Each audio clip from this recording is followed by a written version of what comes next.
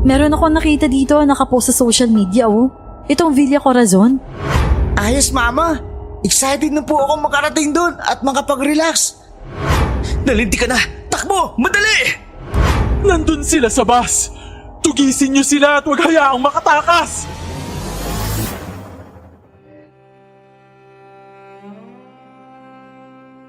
Magandang araw sa'yo, Miss Clar.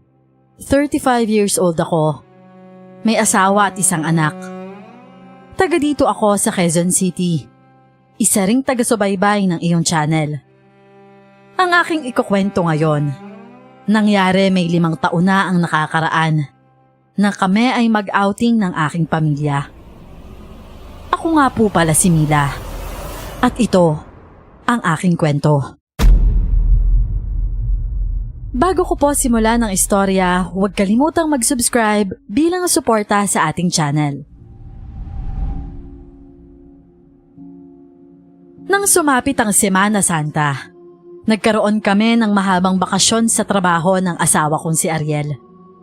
Kapag ganitong panahon, nagkakaroon kami ng pagkakataon para mag-bonding dahil pareho kaming merong trabaho. Sa mga ganitong panahon din namin nabibigyan ng atensyon ng aming anak na si Utoy.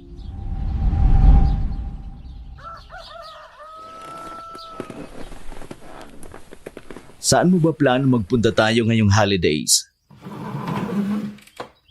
Mag-out of town kaya tayo, Ariel. Gusto ko ng fresh air Makapag-relax man lang. Tsaka masarap ding mag-swimming, no? Sige. Saan mo gusto? Parang ayoko naman doon sa pinuntahan natin last year. Mas maganda kung ibang lugar naman para iba namang experience. Ibang ambience ng lugar. Meron akong nakita dito nakapost sa social media, Itong Villa Corazon. Tingnan mo. Ang ganda ng beach, May hotel. Tingnan mo naman yung paligid. Makakapag-relax tayo dito. Sige, ikaw bahala. Mag-inquire ka. Mukhang maganda nga dyan. Natuwa ako nang pumayag si Ariel sa sinabi ko. Kaya naman kaagad akong nag-inquire sa page ng Villa Corazon. Eksakto naman, marami pang bakante sa room ng hotel nila. Kaya naman nagpabook na ako at nagpadala ng reservation fee para sa 1-week staycation naming 3 sa Villa Corazon. Talaga mama? Magbabakasyon tayo sa probinsya? Oo naman anak, nakaredy na lahat. May reservation na tayo doon. Kaya samahan mo akong mamili mamaya para may baan tayo sa biyahe. Sige po mama, sandali lang po. Magbibihis lang po ako. Huwag na kayong bumili ng maraming pagkain Meron naman sa hotel. Yung babaunin lang natin sa biyahe. Oo naman, tsaka yung mga personal na gamit lang natin. O siya sige na, aalis na kami ni Utoy. Sige, ingat kayo. Ako naman dadalhin ko sa talyer ang sasakyan natin. Ipapacheck ko sa mekaniko para walang maging aberya sa biyahe natin bukas. Nang makaalis na kami ni Utoy sa bahay, umalis na din si Ariel dala ang aming sasakyan. Dumiretso kami ni Utoy sa isang grocery store. Namili kami ng mga personal needs gaya ng sabon at toothpaste. Bumili din kami ng cookies at bread para baunin namin sa biyahe. Pagkatapos nun, nagdiretso kami sa palengke para bumili naman ng isda at karne bago kami umuwi. Maaga tayong bumiyahe bukas para maaga din tayong makarating dyan sa Villa Corazon na yan. Okay na ba yung sasakyan natin para sa long drive? Oo, naipacheck ko na sa talyer. Ayos pa naman lahat. Pati preno, pinaayos ko na rin. O sige, i-adobo ko na lang yung karne Tsaka yung isda prito na lang para hindi mapapanis kagad. Medyo malayo yung Villa Corazon Otoy, yung mga damit mo ilagay mo sa bag mo. Pati jacket wag mong kalilimutang magdala Opo, Papa. Excited na po ako sa bakasyon natin. Babawi kami sa'yo anak. Pareho kaming busy ng papa mo sa trabaho Kaya ngayon, magbabakasyon tayo. Nakita ko ang kasiyahan sa mukha ng aking anak. Niyakap niya ako at ganun din ang papa niya. Pagkatapos nagpunta na siya sa kanyang kwarto para ayusin ang kanyang mga damit. Kaya naman kinabukasan, 3:00 pa lang ng madaling araw. Nagbiyahe na kami. Gamit ang Google Map ay tinungo namin ang probinsya kung saan matatagpuan ang Villa Corazon. Pero sa daan pa lang, nagkaroon na ng aberya. Parang naligaw tayo ah. Tama ba itong daanan natin? Bakit naman tayo maliligaw? Di ba gamit mo naman yung Google Map? Pawala-wala yung lugar ng Villa Corazon. Hindi ko alam kung nawawalan ako ng signal o kaya nagluluko ang apps. Basta makarating tayo sa probinsya, madali na nating mapupuntahan yung Villa Corazon. Kaya sige, ituloy mo lang yung pagdadrive.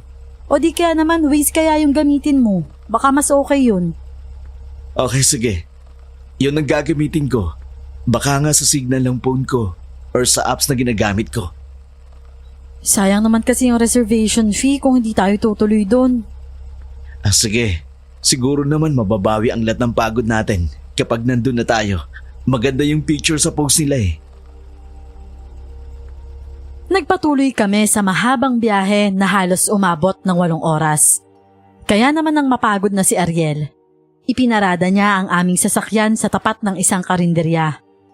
Bumaba kami roon at doon kami kumain sa isang bakanteng mesa sa karinderya.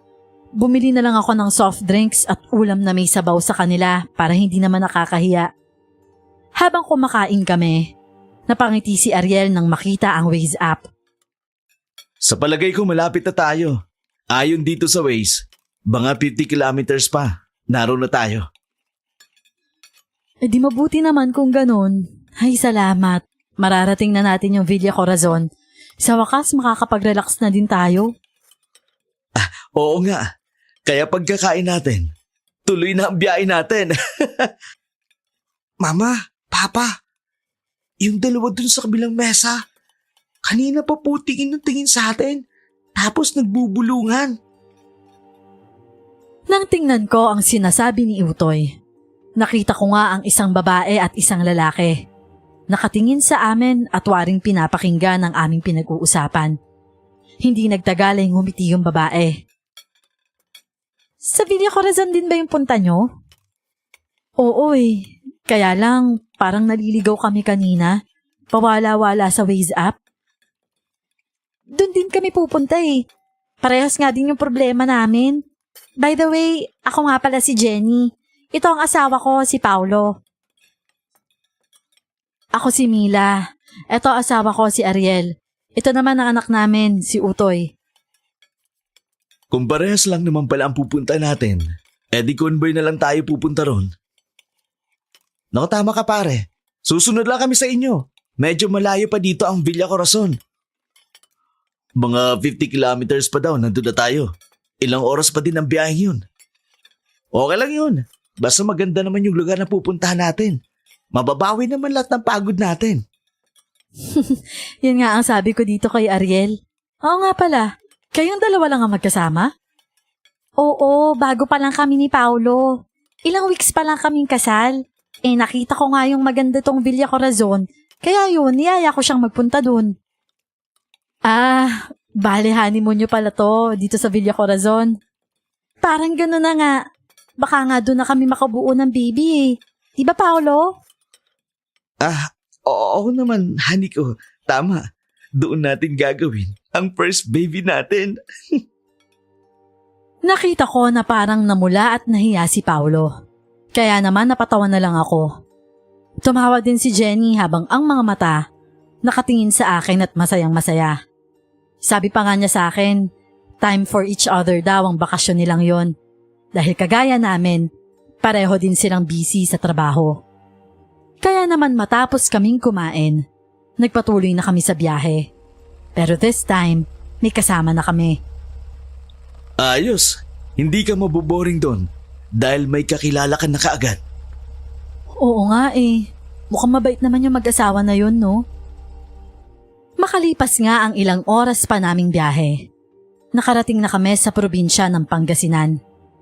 Pero ayon sa Waze, ang Villa Corazon ay nasa Bolinao pa, kung saan yun na yata ang pinakadulong bayan ng probinsyang ito. Kaya saglit kaming tumigil sa isang gasoline station para magpakarga ng diesel. Bumaba naman sa kanilang sasakyan si Paulo at lumipat sa amin. Mukhang malayo pa dito ang Villa Corazon, pare. Oo nga eh. Medyo malayo pa pero mararating din natin yan. Tama ka. Malapit na natin yung marating kasi hindi na natin kailangan ng ways up para makarating dun. Anong ibig mong sabihin? Napansin mo ba yung bus na yun? May signboard na biyaheng Villa Corazon. Yun lang ang susundan natin para di tayo maligaw. Okay naman pala kung ganun. Sige, magpagas ka na din para sundan natin yung bus. Palagay ko naman malapit na yung mapuno ng pasahero. Pero siguraduhin nyo rin na yung pupuntahan natin at yung bus na yan, parehong lugar lang. Baka kasi ibang Villa Corazon yan. Oo nga pare. Teka, kakausapin ko yung driver ng bus para sigurado tayo. Baka nga ibang Villa Corazon yun Mapalayo pa tayo. Matapos nga na magpakarga ng gas si Paolo, nilapitan niya ang bus driver at kinausap. At hindi nagtagal, nagbalik sa amin si Paolo at sinabi na iisa lang ang destinasyon namin. Okay na pare. Service bus pala yun ng Villa Corazon. Dito ang pick-up point sa mga guests papunta dun.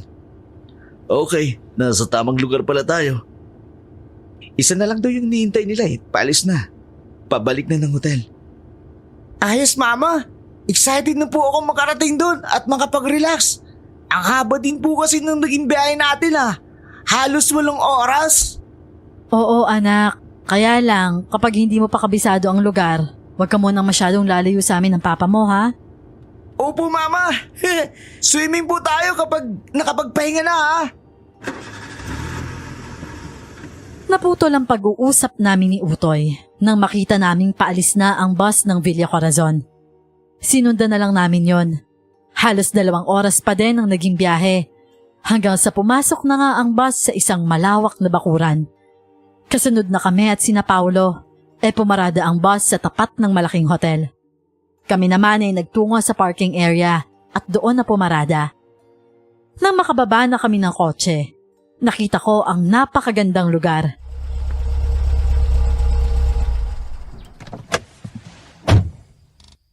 Ang ganda ng lugar na to, no, Mila? Tama nga yung nasa post nila. Ang gaganda ng mga halaman. Tingnan mo yung mga bulaklak. Ang lalaki.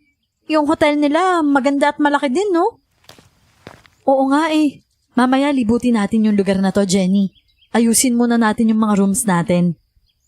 Sige, gusto ko yan. Tingnan din natin yung ipinagmamalaki nilang beach.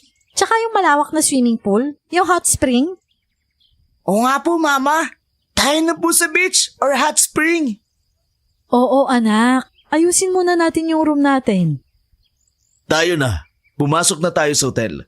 Otoy, tulungan mo nga akong dalhin ang mga ibang gamit natin. Opo, Papa. Ako na po magdadala ng ibang bag. Magkakasunod na kaming pumasok sa lobby ng hotel. Magiliw naman kaming hinarap ng mga hotel staff na naroon. Matapos ay tiningnan sa computer files nila ang mga guest na may reservation na. At nakita nga nila na meron akong pangalan doon. Kaya ibinigay na sa akin ang susi ng room na para sa amin. Kaya naman tinungo na namin ang second floor ng hotel kung saan naroon ang room 205.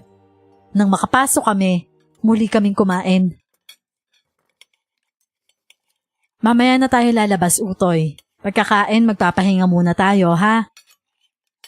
Opo, Mama. Kahit bukas na po kasi tingnan ninyo malapit na po mag-alas 7 ng gabi. Hindi na po natin makikitang mabuti ang paligid. Tabang anak mo. Bukas na kayo gumala sa paligid nitong hotel. Ano ba naman kayong mag-ama? Mas maganda nga kapag gabi kasi hindi mainit. Mararamdaman mo yung malamig na simoy ng hangin mula sa dagat. Makikita pa natin yung nightlife dito sa hotel. Nakita mo naman ang daming guest, di ba? Hindi rin naman kaagad matutulog ang mga yun. O siya, sige na, panalo ka na. Mag-enjoy na lang kayo habang nandito. Yay! Ayos, Mama! Pasyal na tayo sa paligid ng hotel. Mamaya pagkatapos kumain. Napatawa na lang ako matapos ay hinawakan ko ang kamay ni Ariel. Napaka-supportive kasi niyang asawa. Palagi lang siyang umaayon sa mga gusto ko, basta hindi naman masama. Kaya naman sa tuwa ko ay hinalikan ko siya sa pisngi. Salamat, Ariel Salamat? Saan? Palagi ka kasing nasa tabi ko . At saka palagi ka nakasuporta sa amin ng anak mo. Mahal ko kasi kayo ni Utoy. Lahat ay gagawin ko. Mapasaya lamang kayo. Wow! Sweet naman po ng mama at ng papa ko. Yumakap sa amin si Utoy. Masayang masaya siya dahil gusto niya talaga na nakakasama kami. Lalo na nga at madalang mangyari ang mga ganitong pagkakataon. Kaya naman matapos kaming kumain, lumabas kami ni Utoy ng aming room at pumasyal sa paligid ng hotel. Kagaya namin ay marami ding mga guest ang nasa labas pa ng kanilang mga rooms at namamasyal din sa paligid ng Villa Corazon. Marami namang ilaw sa paligid, kaya maliwanag at makikita talaga ang kagandahan ng lugar. Mama! Dun po tayo sa may beach! Ang daming tao dun! O sige, halika. Mga nag-night swimming ang mga yan, anak. Parang masarap maligo ngayong gabi. Ay, Utoy, bukas ka na lang mag-swimming. Pagod pa tayo sa biyahe. Okay na yung ganito. Mamasyal na lang muna tayo ngayong gabi. Sige mama, ilang araw pa naman tayo dito, di ba? Oo naman, masusulit mo pa to. Hindi nagtagal ay nagulat kami nang biglang magkagulo ang mga tao sa tabing dagat. Kaya naman lumapit kami ni Utoy doon at nakita namin na isang babae ang walang malay.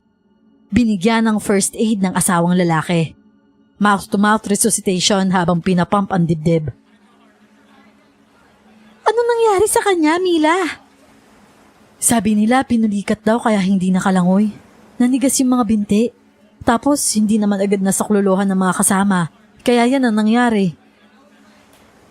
Kaya mahirap maligo sa gabi, no? Kapag napalayo ka sa mga kasama mo at nangyari ang ganyan, hindi ka kagad matutulungan. Oo nga eh. Sana makasurvive siya, no? Maya-maya lang ay isang magandang babae ang dumating at tinulungan ang lalaki para mailigtas ang nalunod na asawa. Hindi nga nagtagal ay natauhan ng babae. Isinuka niya ang tubig dagat na kanyang nainom. Bumangon ito at umiyak habang nakayakap sa asawa. Magandang gabi sa inyong lahat. Ako si Amanda. Doktor ako at ako din ang may-ari nitong Villa Corazon. Gusto ko lang ipaalala sa inyo na nandito kayo sa lugar ko. Ano mang mangyari sa inyo ay pananagutan ng Villa Corazon. Kaya sana ay palagi kayong mag-iingat. Nandito kayo para magbakasyon at magsaya, hindi para magdalamhati. Tama ka naman, Miss Amanda. Pero minsan kasi, yung mga ganitong pangyayari, hindi naman kagustuhan ng sino man eh. Kaya nga ang palagi kong paalala ay mag-iingat kayong lahat. Kahit nag-e-enjoy, isipin pa din ang kaligtasan. Maraming salamat sa tulong mo, Miss Amanda. Iniligtas mo ang buhay ko. Kagaya nga ng sabi ko, nandito kayo sa Villa Corazon. Ano mang mangyayari sa inyo, responsibilidad ko. Sana hindi na maulit ang ganitong insidente. Yun lang naman, magandang gabi sa inyong lahat. Matapos noon ay tumalikod na si Miss Amanda. Kami naman ni Jenny kasama si Utoy. Naupo na lang sa upuang nasa ilalim ng malaking puno ng mangga, kung saan ay natatanaw ang mga taong naliligo sa beach. Dahil sa init ng panahon, hindi pa din natakot ang mga guest na naroon para maligo kahit gabi. Hindi ko napansin na umalis pala si Utoy at namasyal sa paligid. Mabait din si Miss Amanda, no? Imagine, tinulungan niya yung mag-asawa. Kung iba lang yun, pababayaan na yun. Eh kasi nga, gusto niyang manatiling maganda yung record nitong Villa Corazon. Kung mangyayari nga naman kasi na may madidisgrasya dito, sigurado mapapabalita yun sa social media. Matatakot pumunta dito yung mga turista. Kung sa bagay, totoo yan. Magiging kasiraan yun ng Villa Corazon, no? Teka, nasa na nga pala yung anak mo? Ha? Nandito lang kanina.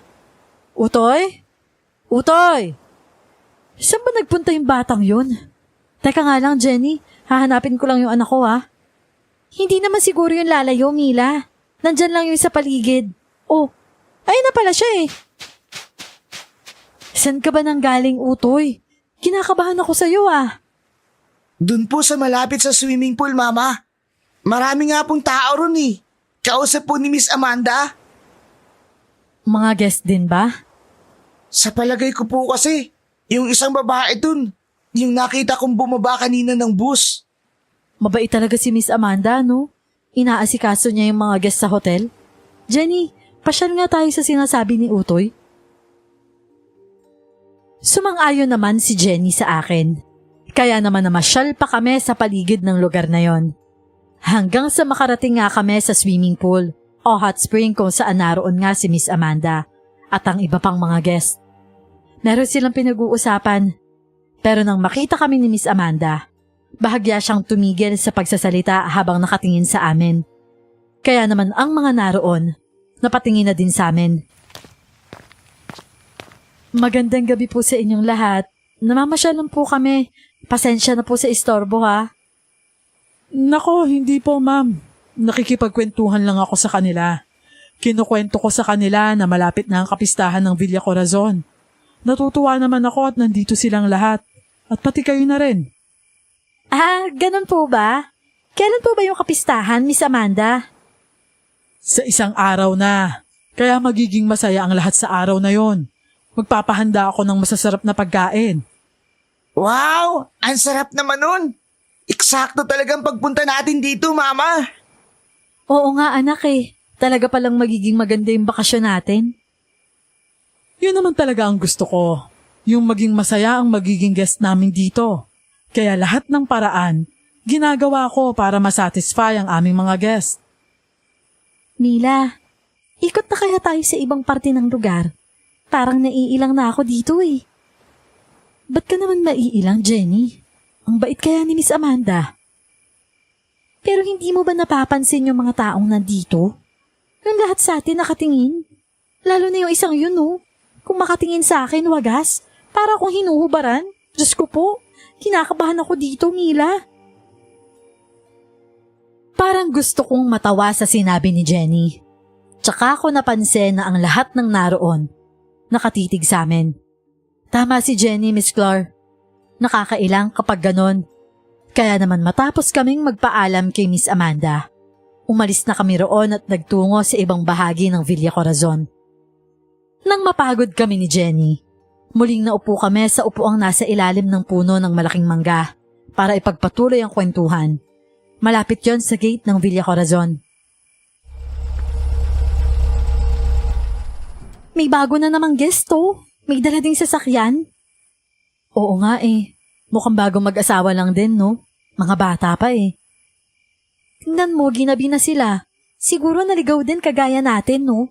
Nahirapan din sigurong hanapin tong Villa Corazon. Mabuti na lang nakita natin tong boss. Oo nga eh. Sigurado, ganitong oras na rin tayo makakarating kung hindi natin nakita yun. Ama, mag-iikot lang muna ako ha.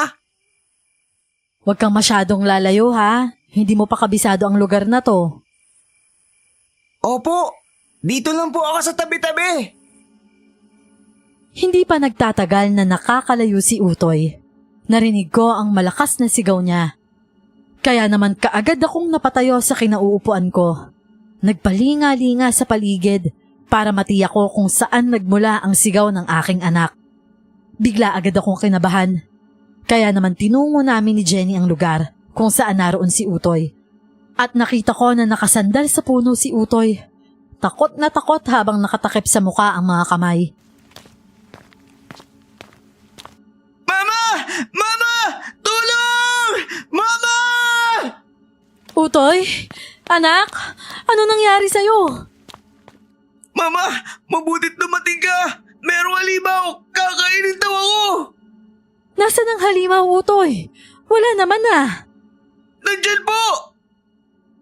Alisin mo yung kamay mo sa mga mata mo. Tingnan mo ang paligid. Wala namang halimaw ah. Tingnan mo. Marahan nga na inalis ni Utoy ang kanyang mga kamay sa kanyang mga mata. At gaya ng aking sinabi, tiningnan niya ang paligid. Wala nga siyang nakitang halimaw.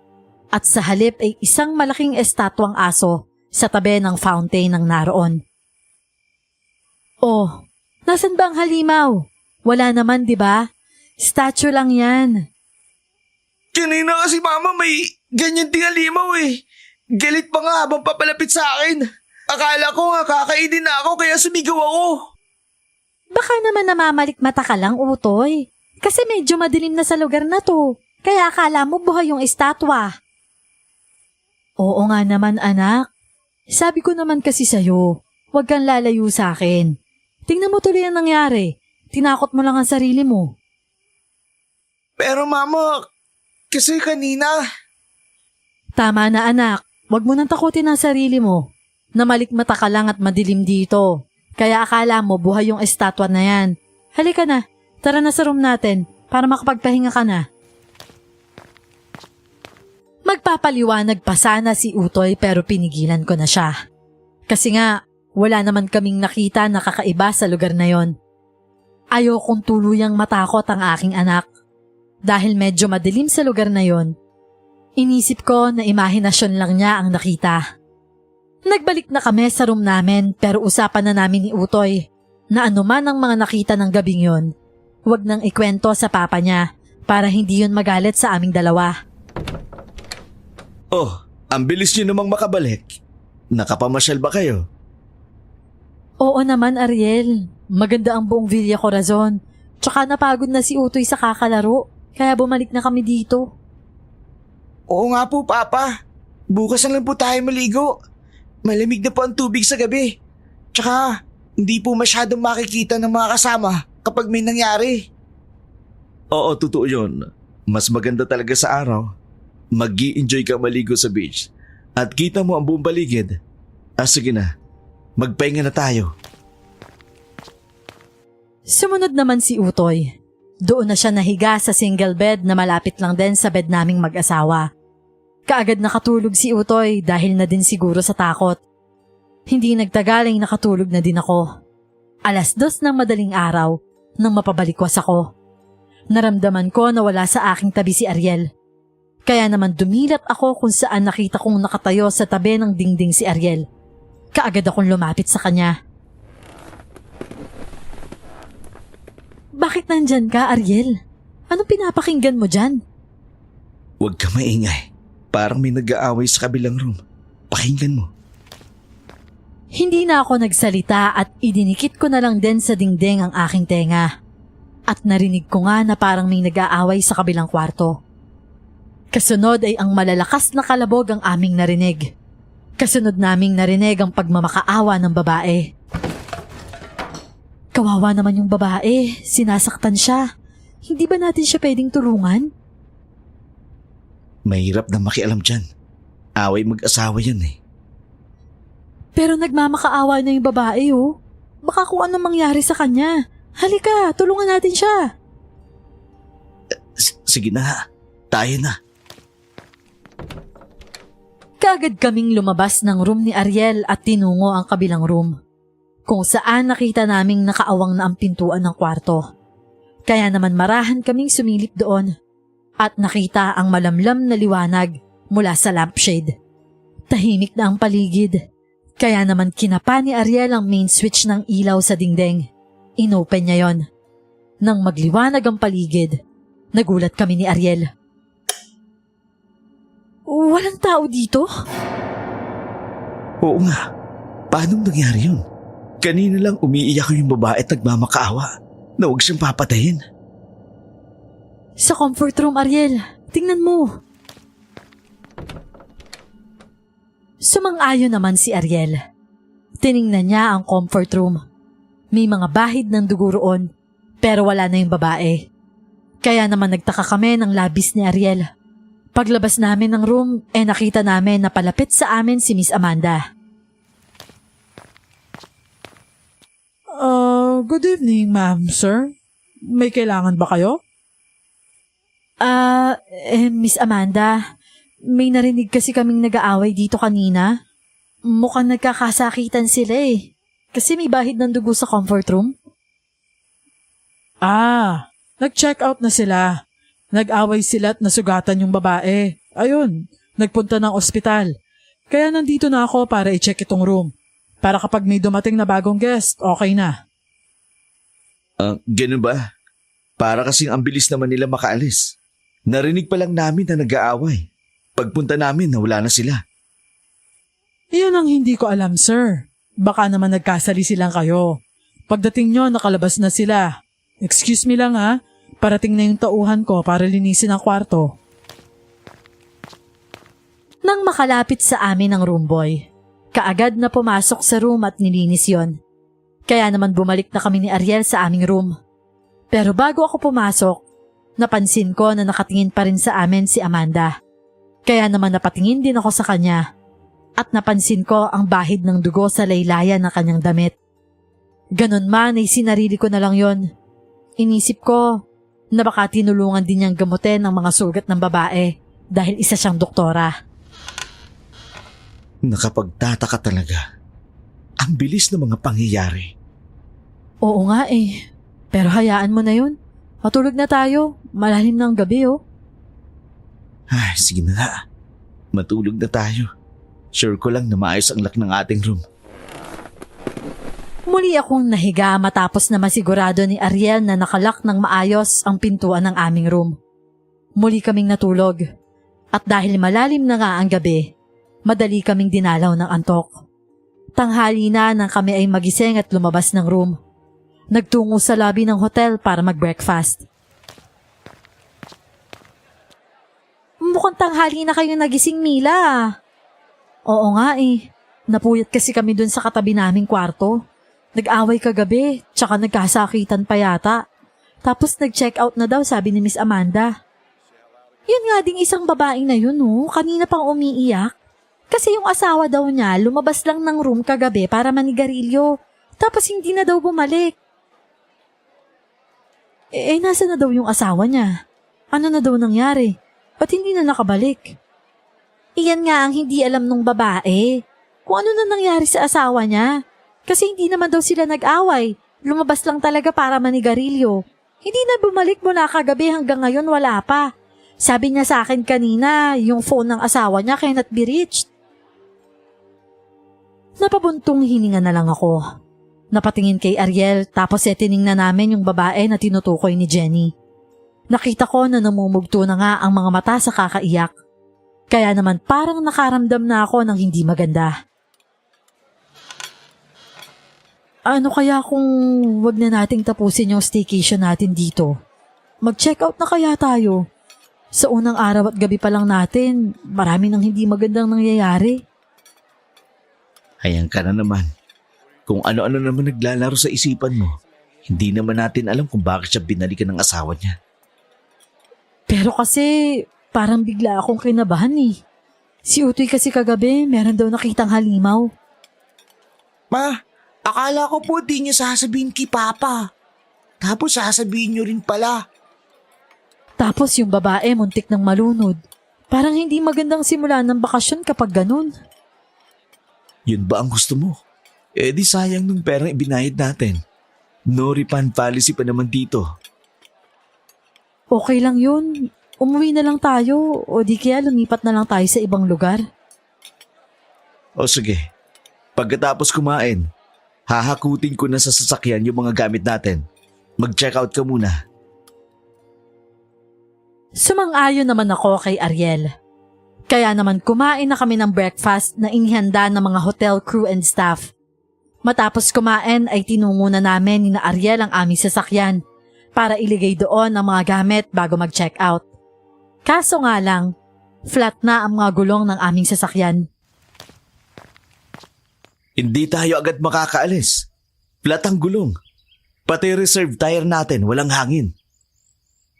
Akala ko ba pina-check mo yan bago tayo umalis? Ba't walang hangin ng reserve tire? Oo nga eh. Okay naman ito nung umalis tayo eh.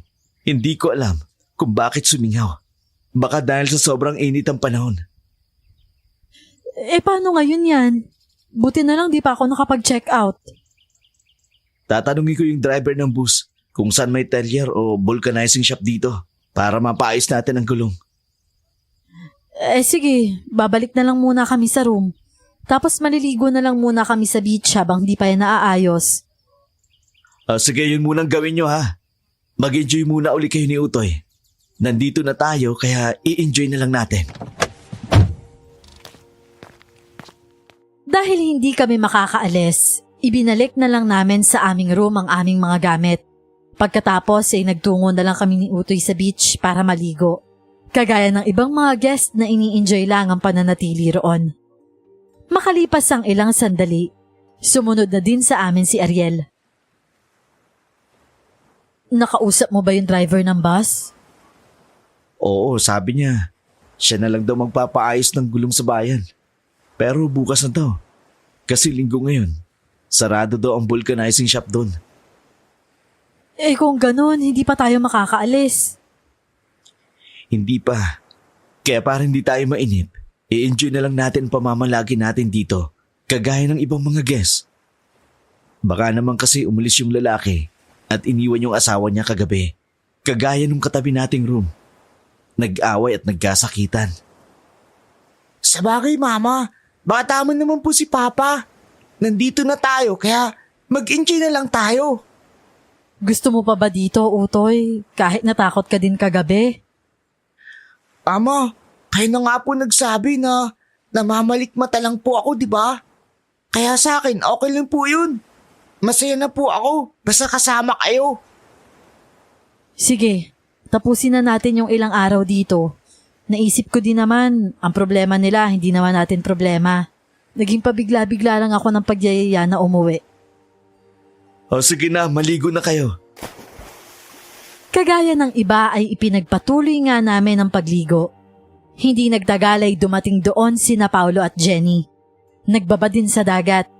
Nakipagkwentuhan sa akin habang naliligo. At hindi namin maiwasan na mapag-usapan si Miss Amanda. Paano nga, nakita naming naroon din siya at nakabantay sa mga naliligo sa dagat.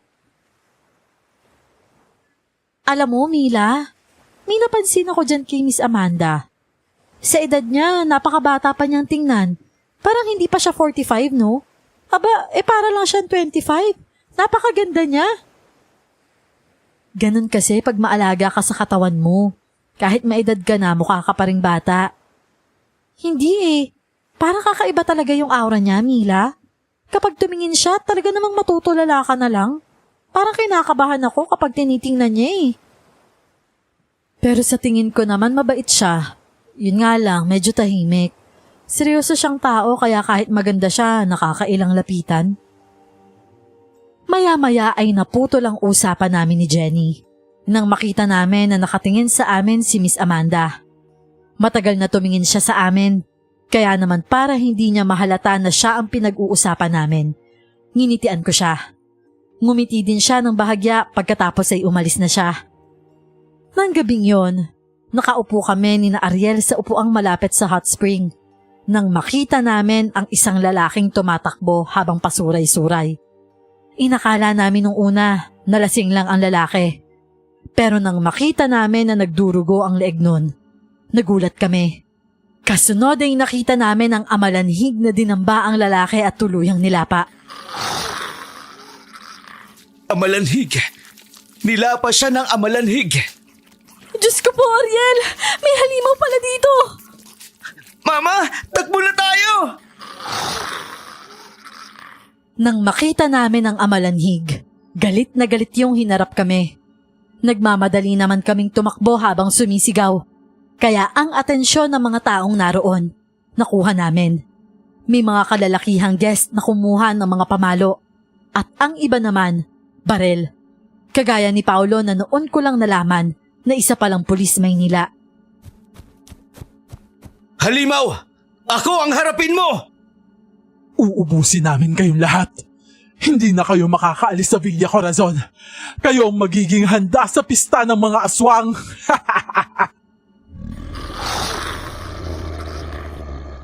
Nang lumapit ang amalanhig ay pinaputukan ito ni Paulo. Nasapol sa muka kaya naman bumagsak ang amalanhig. Nilapitan naman yun ni Ariel at itinarak sa dibdib ang matulis na kahoy na hawak niya.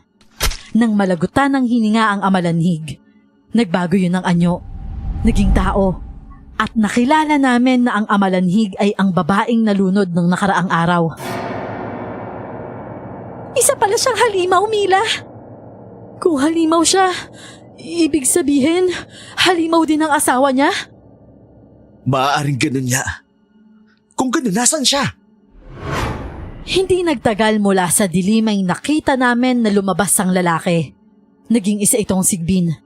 Pinaputukan ni Paulo pero mabilis na nakailag. Kaya naman natakot na kaming lahat. Lalo na nang muling maglaho sa dilim ang sigbin. Kasunod nun ay lumabas ng hotel si Miss Amanda. Pinatay ninyo ang asawa ko! Hindi ko kayo mapapatawad! Kayong lahat, pumasok kayo sa hotel para na rin sa kaligtasan nyo. Ngayon na, bilisan nyo. Tama si Miss Amanda. Pumasok na tayo sa hotel. Bila, Utoy, tayo na! Madali! Nagkagulo na ang mga tao na naroon. Lahat ay tumakbo papasok sa hotel. Noon naman lumabas sa dilim ang sigbin. Galit na galit ito nang makalapit sa bangkay ng asawa. Nang makapasok na ang lahat sa hotel, isinara na ng mga hotel crew ang entrance door ng hotel.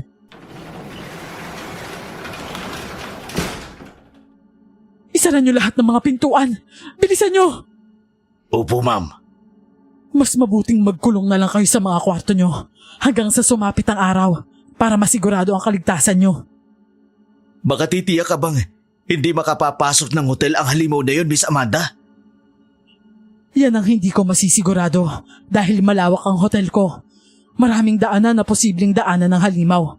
Kaya kailangan nating lahat magtulungan. Kung mananatili kayo sa kwarto nyo, isara nyong mabuti ang mga bintana at pintuan nyo para hindi kayo mapasok ng halimaw. Tama si Miss Amanda. Doon na lang tayo sa room natin. Tayo na, Jenny. Doon tayo. Sige, Paulo.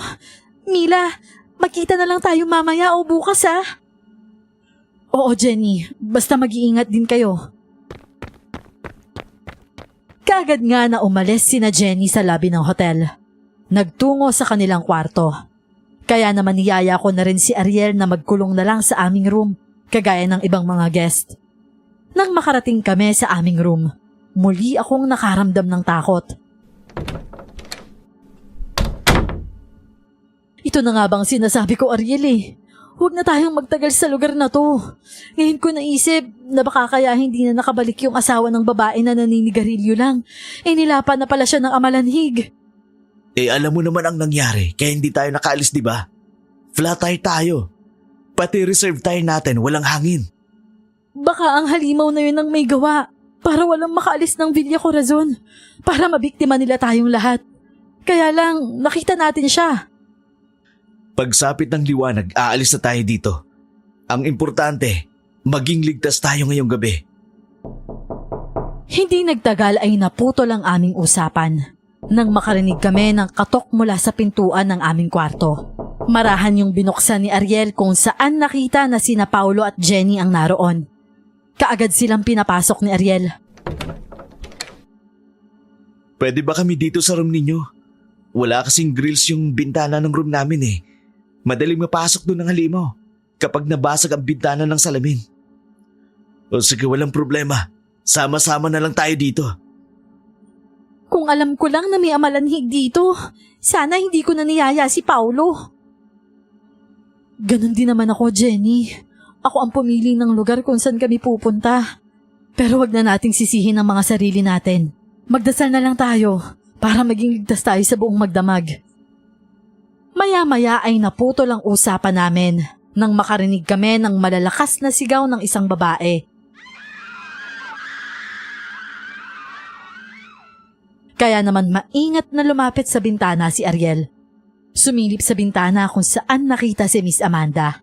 Kaharap ang mga tauhan sa hotel sa labas mismo noon. Bakit nasa labas ng hotel si Miss Amanda? Hindi ba sila natatakot sa amalanhig? Oo nga no. Teka. Nang sumilip din ako sa bintana, nakita kong nakatingala sa buwan si Miss Amanda at nagsasagawa ng isang ritual. Habang ang babae naman, panay ang sigaw at pagpupumiglas.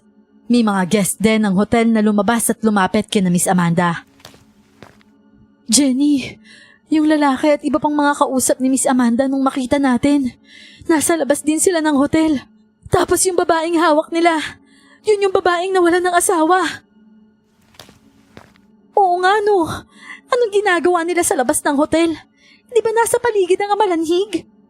May ritual na ginagawa si Miss Amanda. Tingnan ninyo. O bilog na buwan, ngayong gabi ang kapistahan ng mga aswang. Iniaalay namin sa iyo ang babaeng ito. Pagpupugay sa iyong liwanag na sa amin ay palaging gumagabay. Tanggapin mo ang aming alay. Kasunod noon ay nagbago ng anyo si Miss Amanda at ang mga tauhan niya, pati ang mga ibang hotel guest.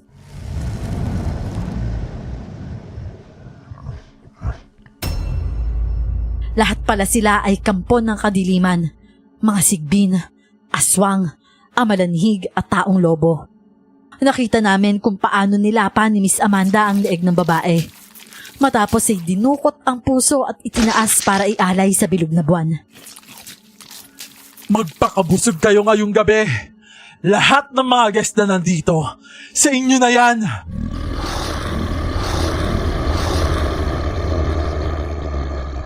Sa aming narinig, kaagad na isinara ni Ariel ang bintana. Pagkatapos ay hinarap kami. Bakas sa mukha ang matinding pag-aalala. Pinagpapawisan ng butil-butil dahil nakakulong na lang kami sa isang kwarto. Kung ganon, palabas lang ni na Miss Amanda at nung babaeng nalunod ang lahat. Para paniwalain ang mga guests na mabuti sila. Pero ang totoo, inihahanda pala tayo ngayong araw sa kapiyastahan nila. Kaya mababa ang rate ng hotel and accommodation nila para maraming maengganyo na magpunta rito. Ngayon nakakulong na tayong lahat dito sa hotel. Magagawa na nila ang lahat. Wala nang makakalabas dito ng buhay. Kung ganun ang plano nila, kailangan gumawa tayo ng plano. Hindi tayo dapat magtagal sa kwartong ito dahil alam ng mga hotel staff ang room na may tao. Yun ang kaagad nilang sasalakayin. Tama si Paulo.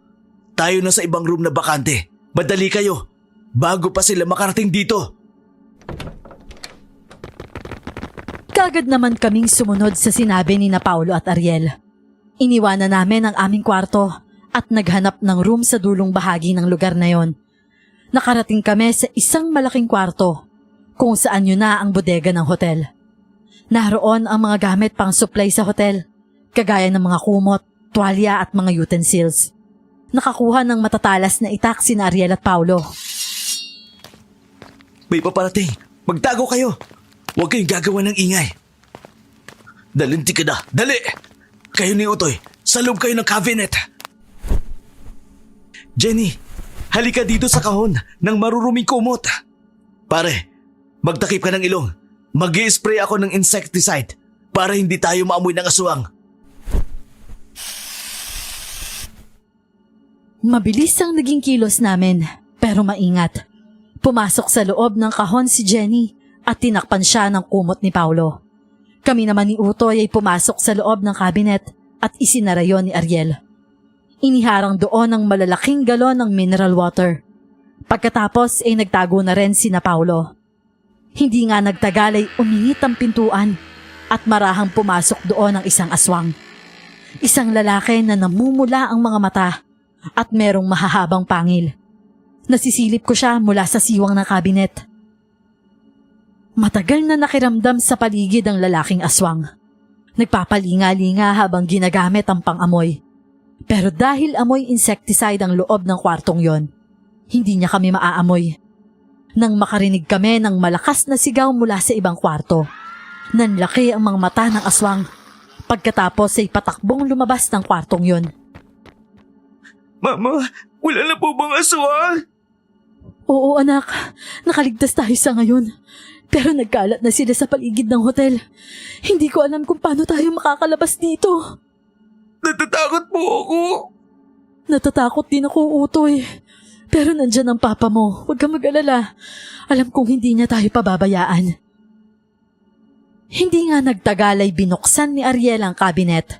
Pinalabas kami roon. Isinara naman ni Paulo ang pintuan ng kwarto bago binalikan si Jenny sa tambakan ng mga maruruming damit.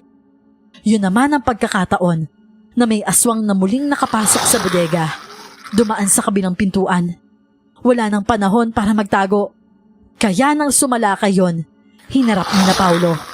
Gamit ang matatalas na itak, pinagtulungan nila ang aswang hanggang sa mapatay yon. Nakaligtas tayo ngayon. Pero hindi ko alam kung makakaligtas pa tayo sa susunod. Kung ganun, Paolo, anong gagawin natin? Isa kang pulis, Paolo. At sanay ka sa mga ganitong sitwasyon. May naisip ka na bang plano? Kailangan natin makalabas at makarating sa car natin sa car park. Kapag nakalabas tayo ng Villa Corazon, may pag-asa tayong mabuhay. Pero nagkalat ang mga aswang sa paligid, Paolo. Paano tayo makakalabas dito? Napansin niyo ba? Hindi tayo naamoy ng isang aswang dahil sa insecticide. Kung hindi pa tayo nakita nito, hindi niya malalaman na may tao rito. Oo, nakakatakot ang itsura nito. May naisip ka bang paraan? Magkunwari din tayo mga aswang, tapos mag-spray tayo ng insecticide para di nila maamoy na normal tayong tao. Bodega ito ng hotel. Tsaka, meron dito naman kailangan natin. Tapos ang dugo ng aswang na ito, ipapahid natin sa ating mga bibig. Basta pati kilo sila, gagayahin natin. Sige, kailangan nating subukan ang lahat para makalabas tayo. Kagaya ng sinabi ni Paolo, ginaya nga namin ang itsura ng aswang na napatay nila. Naghanap kami ng jobos na kulay itim sa kwartong yon. Hindi naman kami nabigo. Tinunaw yun ni Paolo at ipinahid sa buong katawan namin, kaya naging itim ang mga balat namin pati muka. Pagkatapos ay ginamit namin ang dugo ng patay na aswang para ipahid sa aming bibig at damit. Tandaan nyo, kahit makita nyo sila, huwag kayong magpapahalata na natatakot ha. Natatakot po ako. Huwag kang matakot anak. Nandito kami ng mama mo. Lalaki ka di ba? Kailangan mo maging matapang. Tama ang papa mo, Utoy. Palagi lang kaming nasa tabi mo, kaya huwag kang matatakot ha. Kailangan nating makalabas dito at makarating sa parking. Siya nga pala pare, flat ang gulong ng sasakyan ko. Yung sayo na lang ang gamitin natin. Sige pare, tayo na. Nang lumabas nga kami ng kwartong yon, para kaming mga aswang na kunwari ay isa-isang sinisilip ang mga kwarto kung meron bang guest doon. Nasa likuran pa din ni na Ariel at Paolo ang matatalas na mga itak. Hanggang sa madaanan namin ang isang kwarto. Nakabukas pa ang pintuan at nakita namin, nilalapa ng 2 aswang ang isang lalaki. Nang mapatingin sa amin ang mga aswang, umangil ang mga yon. Sapat lang sa amin ng taong to. Humanap na lang kayo ng sa inyo. Marami pa dyan sa ibang kwarto. Napatingin si Paolo sa amin. Tumango siya. Ibig sabihin, epektibo ang naisip niyang paraan. Hindi nga nakahalata ang 2 aswang. Hindi rin naamoy na normal kaming mga tao dahil sa insecticide at sa dugo ng aswang na ipinahid namin sa aming mga katawan. Dahil doon ay nagkaroon kami ng kumpiyansa na malinlang namin sila. Hanggang sa makarating kami sa hagdanan. Meron ding guest doon na nilalapan ng mga aswang, kagaya ng mga unang aswang. Itinaboy din kami at sinabing humanap kami ng aming mabibiktima. Maraming aswang sa labi. Sa likuran tayo magdaan. Tama ka, kapag nagkataon, hindi tayo makaliligtas dyan. Oo nga, baka nandun si Miss Amanda. Makilala kami. Tara na, may daan yata sa dulo nitong pasilyo papunta sa likuran. Malapit na dun yung car park. Maingat nga naming binagtas ang mahabang pasilyo. Bawat room na aming madaanan, merong aswang o kaya naman ay sigbin na nilalapa ang mga kawawang biktima. Hanggang sa makarating kami sa dulong pasilyo. May pintuan doon pababa sa hagdan.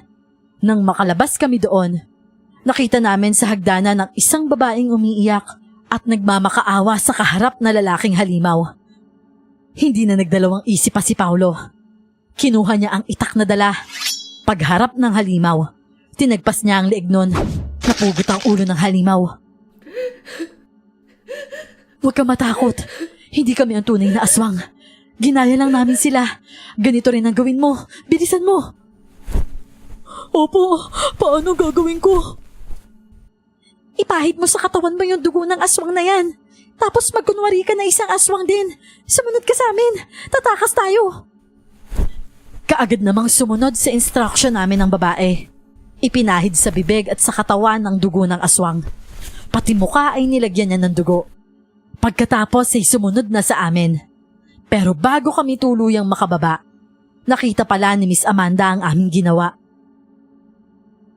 Mga tampalasan! Akala nyo ba makakatakas kayo? Nalinti ka na!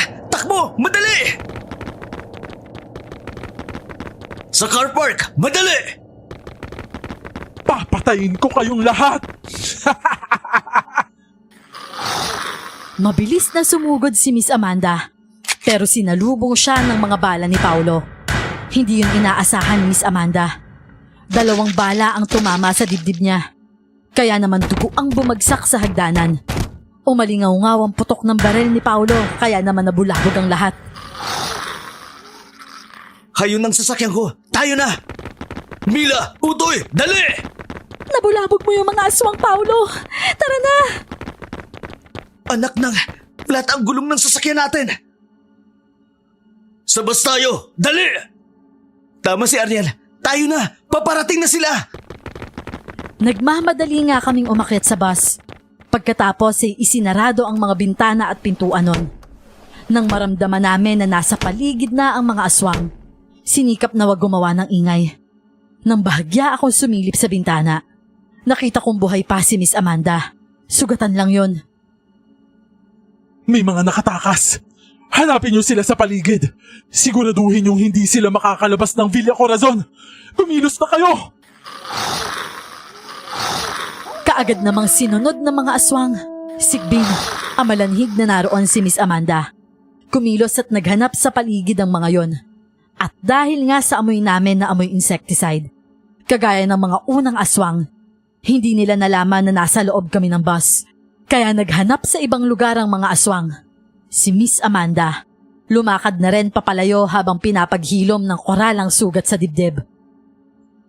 Pare, kaya mo bang i-jumper yung ignition nitong bus? Rekta mo na, para kahit walang susi, mapandar natin.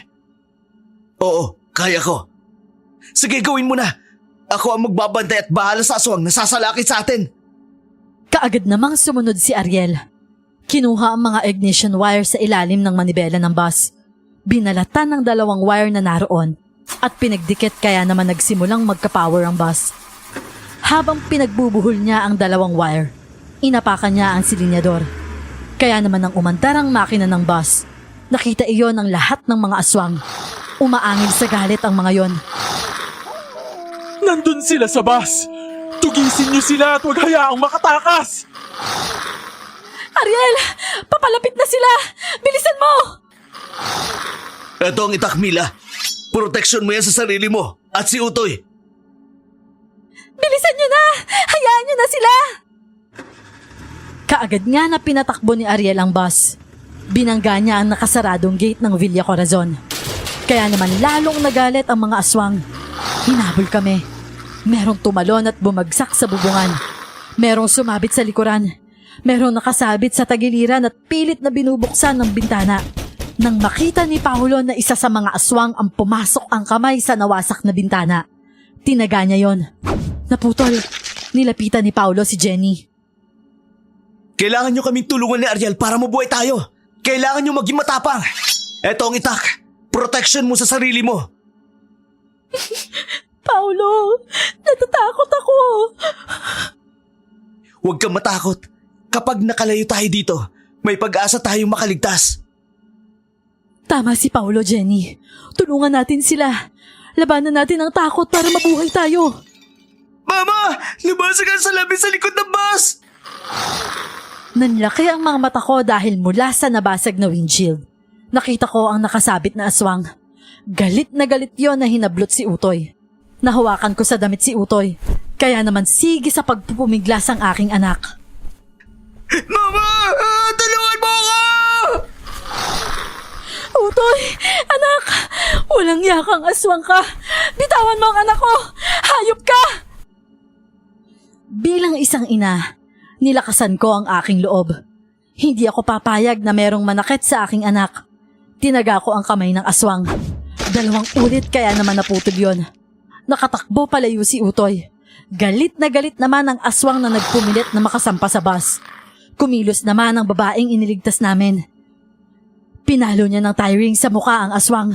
2 beses, kaya nabasag ang ulo nun at saka nahulog.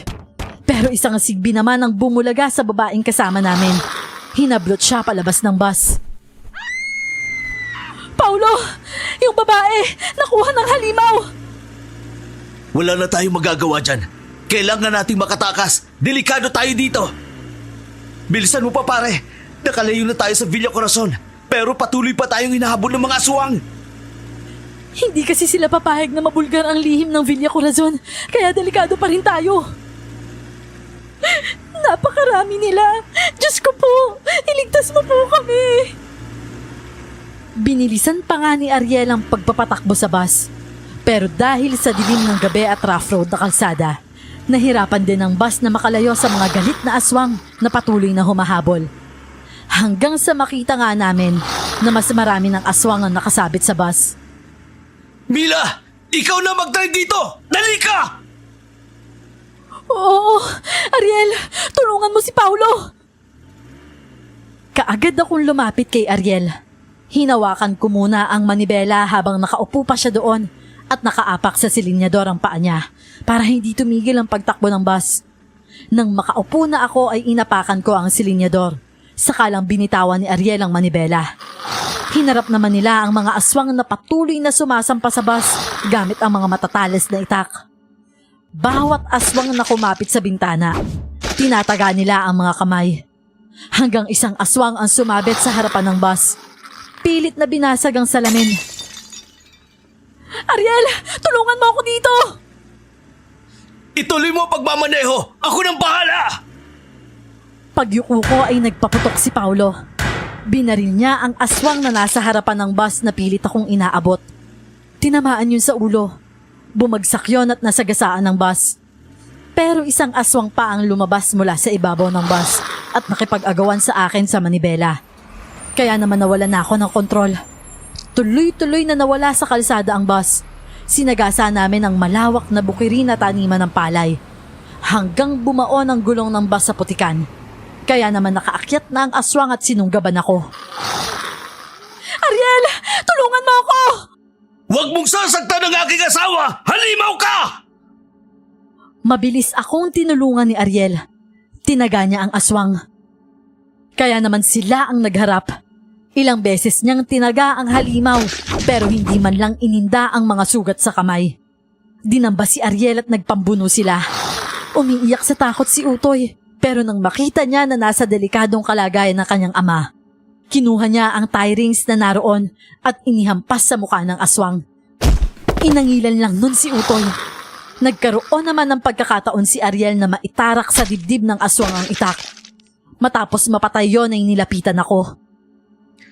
Tayo na! Umalis na tayo dito! Oo, tayo na! Bago pa dumating ang iba! Jenny! Halika na! Utoy anak! Halika na! Opo, Mama! Mabilis kaming bumaba ng bus. Tumakbo sa malawak na kabukiran. Pero dahil maliwanag ang buwan, madali kaming natunton ng mga aswang sa pangunguna ni Miss Amanda. Higit ding mabibilis ang mga aswang, lalo na nga at gabi pa. Mauna na kayo! Haharapin ko sila! Hindi mo sila kaya mag-isa pare! Tumakas na tayo! Oo nga naman, Paulo. Halika na! Mamamatay tayong lahat pag inabutan nila tayo. Bilisan na natin! Sige, susunod ako! Dalian nyo! Pinaputukan ni Paulo ang mga aswang na unang nakarating doon. Nasapol ang ilan. Ang iba naman ay nakailag. Ganun man ay buo pa rin ang loob niya na pinaputukan ng mga aswang hanggang sa maubusan ng bala ang baril niya. Kitang-kita ko nang sunggaban siya ng mga aswang at lapain. Kaya naman umalingaw-ngawang malakas na sigaw ni Jenny. Paulo! Paulo! Tumakas na kayo! Dali! Jenny, halika na! Hindi ko iiwan si Paulo! Ang mga walang hiyang halimaw na yan! Kinuha ni Jenny ang hawak na tie rings ni Utoy. Pagkatapos ay patakbong tinungo si Paulo. Hinampas sa mga aswang na naroon. Pero ano nga bang magagawa ng isang mahinang babae na gaya ni Jenny? Nang masunggaban din siya ng aswang, nilapa din siya. Natulala ako at napaiyak, pero hinawakan ako ng mahigpit ni Ariel.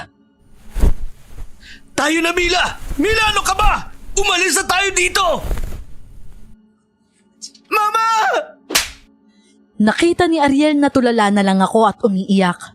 Kaya naman sinampal niya ako ng malakas. Para akong nagising sa pagkakatulog. Napatingin ako kay Ariel. Pagkatapos napatingin ako sa aming anak na si Utoy na patuloy pa din ang pag-iyak. Mama, umalis na po tayo! Paparating na po sila! Mila, tayo na! Dalian mo! Muli ko ngang nakita ang mga paparating na aswang. Kaya naman muling nanaig ang kagustuhan kong makatakas at mabuhay.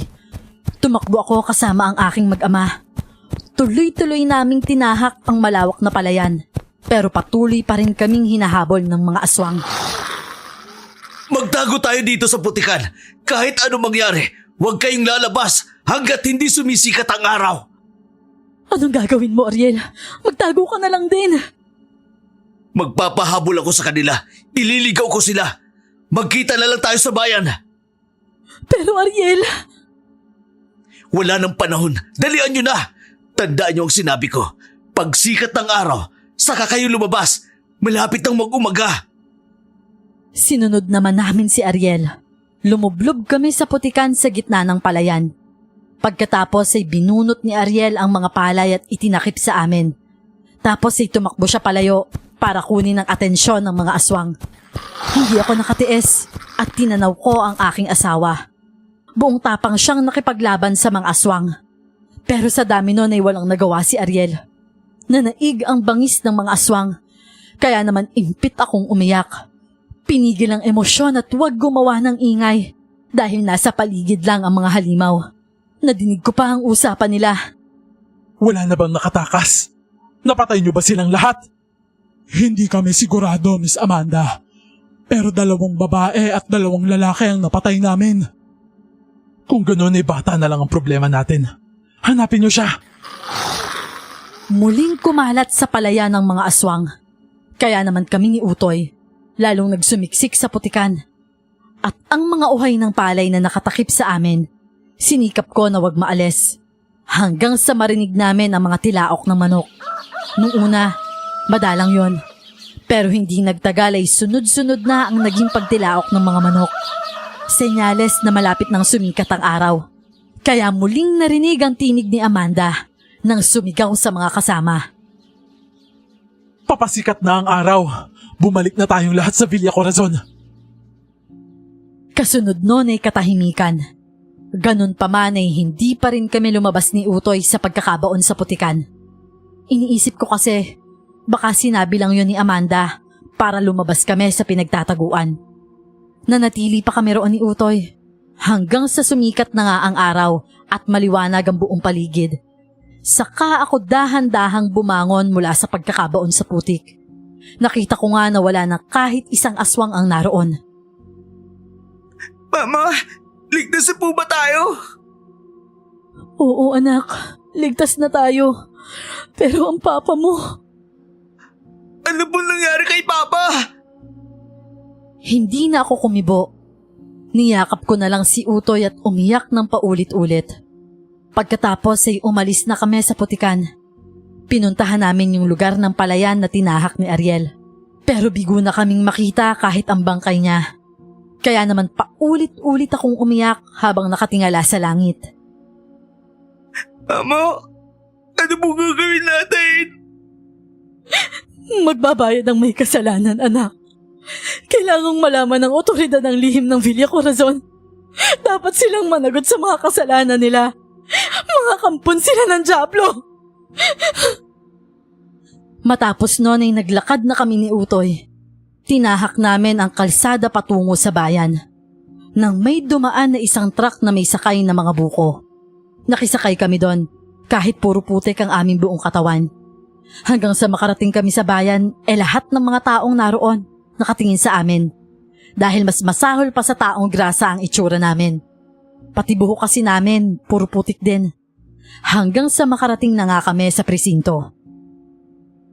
Anong i-report mo, miss? Ang Villa Corazon po, puro aswang ang nandun. Pinatay nila ang asawa ko at iba pang mga guest doon. Tulungan niyo po kami. Ma'am, ang sinasabi ninyo ay matagal nang nabura sa mapa ng bayang ito. Sinunog na iyon ng mga taong bayan, mga ilang taon na ang nakararaan. Matagal nang hindi nag-e-exist ang Villa Corazon. Matagal nang walang pumupunta roon. Lalo pa nga't dati yung pinabubungara ng mga aswang. Kayo ang nagkakamali, sir. Patuloy silang nag-ooperate. Nilalapa nila ang mga nagiging guest nila. Nakatakas lang kami ng anak ko. Pero yung asawa ko at ang iba, sinawing palad. Kahit tingnan niyo ang site nila, maniwala naman kayo sa akin, sir. Okay, sige, Mrs. Magsasagawa kami ng investigasyon. Pero bago yon, kayo muna ang aasikasuin namin. Ipagagamot namin kayo. Mahirap ng pag-alagala mga katulad ninyo. Wala akong sakit, sir. Nagkakamali kayo kung inaakala niyong baliw ako. Nagtago lang kami sa putikan, kaya hindi kami napatay ng aswang. O siya, sige na. Malalaman din natin ang katotohanan kapag natingnan kayo ng psychiatrist. Kahit anong paliwanag ko, ayaw akong paniwalaan ng mga pulis na naroon dahil sa aking itsura na masahol pa sa taong putik.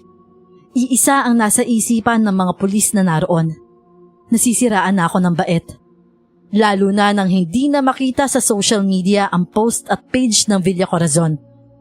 Nanlulumo na lang akong napaiyak dahil alam kong hindi na magkakaroon ng katarungan ang pagkawala ng aking asawa dahil para sa mga taga roon, ang Villa Corazon ay isang buradong baryo sa kanilang bayan.